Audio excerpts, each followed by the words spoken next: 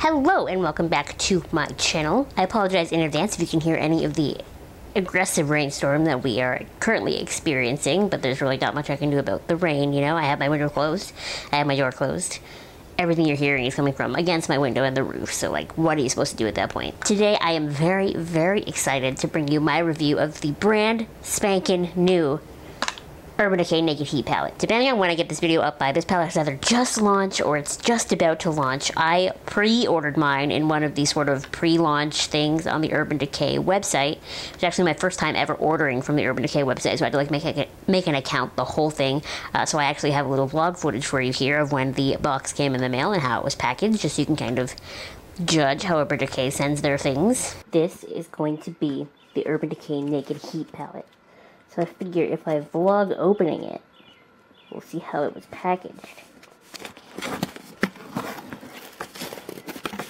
It's Black Christmas. Ooh.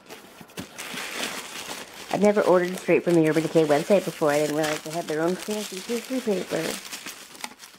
So all of these papers that it came with probably have all of my information on it, so you're not going to see those. The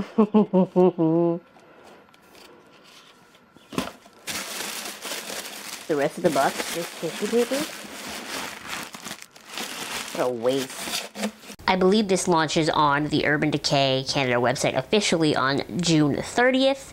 I'm not sure about in stores at Sephora though. I heard some rumors that it was June 23rd that it launches in stores at Sephora, but that might be just in the States. Don't quote me on that, and I can't find it anywhere. It retails for $66 Canadian, which is what the other Urban Decay Naked palettes have cost. It's a little bit expensive, but I mean, those Naked palettes. This is the 5th of the Urban Decay Naked palettes. There was Naked 1, Naked 2, Naked 3, which I have, and then Naked Smoky, and then now Naked Heat. So most of my opinions on the Naked Heat palette are coming from my experiences with Naked 3.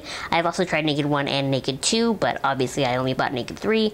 Mainly my draw to Naked 3 was the sort of pinky color scheme. That's why I liked it so much, whereas Naked 1 and Naked 2 didn't have any kind of pull to me, so I never really bought them. Urban Decay is a cruelty-free brand, but they are owned by L'Oreal, and L'Oreal is really considered not cruelty-free because they're the umbrella parent company and they sell in China, so take from that what you will. Urban Decay doesn't test on animals, but their parent company does, so really that's up to you as an individual as to what you're okay with and what you're not okay with. The back of the box says it's a bulk made in the US, assembled in the Dominican Republic. It says each eyeshadow is 1.3 grams, and it has an expiry date of 24 months after you open it, which is pretty good. I think most eyeshadow palettes are 12 months, I think, right? So something that I thought was cool about this palette when I got it in my hands rather than just looking at it online is that when you read the back of the box, it says, it refers to them as amber-hued neutrals rather than just sort of red warm tones, which is what I thought it was going to be. So amber-hued is kind of how I would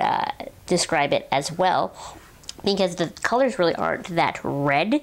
I was expecting much more vibrancy, much more of a fiery tone to this, but they're actually very neutral compared to what I was imagining. They're very, very wearable. These are what I'm wearing on my eyes today, obviously, and you know, it's just not as fiery as I was expecting to be. Not really a bad thing, but just a thing to note. Obviously the eyeshadow market now is not really lacking warm tone palettes, but this is really the first one that I bought. I did buy Too Faced Sweet Peach, and I feel like that was the step outside of my comfort zone, and this is just the next step, right, to wearing, the next step is wearing bright red eyeshadow all the time, but this is that next step after Sweet Peach. I think for someone who was so pale and cool toned, this is the next step into the warm tone land. It comes with this double-ended brush. One end is like a pencil blendy brush, and the other end is like a skinny blendy brush. This brush is far superior than the piece of shit that came with Naked 3. Let me show you that. So Naked 3 came with this really flat, useless brush because it's not even good for concealer or base or anything because it's just awful. And then this side is like,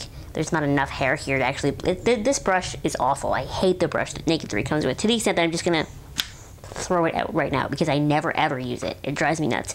Naked Heat brush is nice though. I think one of the main complaints I hear with the Naked palettes up until this point is that it's really hard to create a whole look with them because they are largely shimmery colors. So when we're looking at Naked 3 here, Only Strange, Limit, and Nooner are matte. The rest of these are all versions of shimmer and glitter. So every time I use this palette, which is probably why I don't use it very often, I have to dip into another palette to create, to be able to like blend things in my crease, darken things up, to be able to create a whole eye look. Whereas in the Naked Heat palette, most of the shades are matte. So really only Lumbra, however you say that, Dirty Talk, Scorched, and Ember are shimmers. The rest of them are all mattes. So it's very easy to create a nice other sort of natural everyday eye look or something a little more intense look completely with this palette. That was always one of my biggest complaints with the other Naked palettes, and then also the formula. So it's no secret that the Urban Decay formula has never really been a particular favorite of mine when it comes to the Naked palettes. That is probably largely because I am a matte shade lover and they don't have a lot of mattes in them, but the matte shades have always just struck me as like, there's just not a lot to them, you know what I mean? You really have to build them up, and I like being able to build up my matte shades. I'm not saying I want crazy pigment to start with, because then it's sometimes hard to blend them out, but I don't want to have to sit here and put on 15 layers of eyeshadow to look like I have any eyeshadow on, you know? So really building them up, and it was just, it's too much work, you know? And then when you dip into one of the shimmery or glittery shades, you get fallout all over your face, no matter what kind of sticky base you're using. And so overall, the Naked palettes have not been my historically favorite formula, and I really do feel like they completely redid their eyeshadow formula for this palette, because this palette is phenomenal. Yes, I'm going to show you finger swatches, but the swatches that I'm going to show you, I really feel like swatches don't do eyeshadow justice, because when you swatch it, if it looks patchy, I mean, is that really a bad thing? Because often the shades that look patchy are matte, and those matte shades are the ones that you're putting in your crease and blending out. So you need it to be blendable, you need it to kind of fade out, you need it to diffuse. So I'm doing the swatches to show you what they look like, because I feel like if I don't do swatches, someone's gonna yell at me. But, you know, take that into account, that matte shades you don't want to be full pigment to begin with. You want your matte shades to blend away to sometimes almost nothing, because if they don't blend away to almost nothing, you're gonna have like a really weird chalky patchy eye look, you know? So like that looks like nothing on my arm now, but I'm sure that that would work really well in my crease, and I'm actually pretty sure I have most of these colors on my eyes today. So you will notice that in the swatches that the shimmery shades come out really intense on the swatches, and the matte shades look a little bit patchier and a little bit, you know, sheerer, but that's a good thing, I think, and they're definitely easier to work with. I found that the original Naked palettes, Naked 3 especially, the formulas are very stiff. You don't really get a lot with your brush, and that's kind of why it's hard to use, whereas that's not an issue with this. You kind of almost make a mess in the palette because they pick up so easy. So if I take you through the shades one by one, I kind of swatch them in groups of 4 so that I could just do like one per finger and then voila, you know what I mean? Each shade got one finger swipe down there and then one finger swipe on my arm, nothing more, nothing less. And before I show you, yes, I realize my arm is deformed. Welcome to my channel. I have a bone disorder. It's called osteogenesis imperfecta. You don't have to tell me that.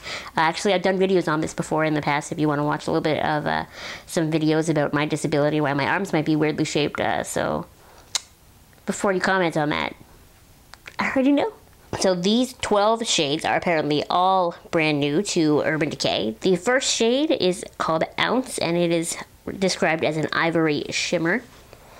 The next shade is Chaser, and that is a light nude matte. The next shade, Sauced, is a soft terracotta matte. Low Blow is described as just brown matte. Lumbra is described as a copper shimmer with gold pearl shift. He Devil is described as a burnt red matte. Dirty Talk is described as a metallic burnt red. Scorched, which seems to be the favorite shade here on YouTube, is a metallic deep red with gold micro shimmer.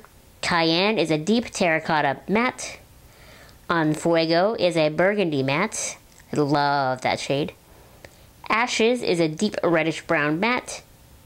And Ember is a deep metallic copper burgundy. All in all, I really wish that other Urban Decay Naked palettes followed this formula more so than the old formula, because this formula is amazing. I would buy palette after palette if it was like this formula. This is definitely, if you had an issue with the Urban Decay formulas before, you're not going to have an issue with this. It's much nicer. The brush is better. The packaging is so cool with all these like lines. I like the packaging a lot. What I'm trying to say here is that this was an expensive palette, and I cannot afford to be spending this kind of money most times, not even now really, but I'm definitely happy that I have this palette, and I like using it, and I think it's really, really easy to use. It looks really nice. I have no negatives to say about this palette, except for I think it would have done well to have a bright red shade in it. Like there's really no red shade in this palette. It's all that sort of, you know, neutral, warm amber tones that it says on the back of the box, but I think it would have done well to have like a red shade, you know? Urban Decay is kind of known for pushing the makeup boundaries. They're the ones that aren't afraid to try something new, and I've always appreciated them for that. And I said in my anti-haul that they hadn't really had a launch in about a year, maybe even more than a year, that I got really excited about, and it's nice to have a launch from them that I love and that I'm just like, yes, about.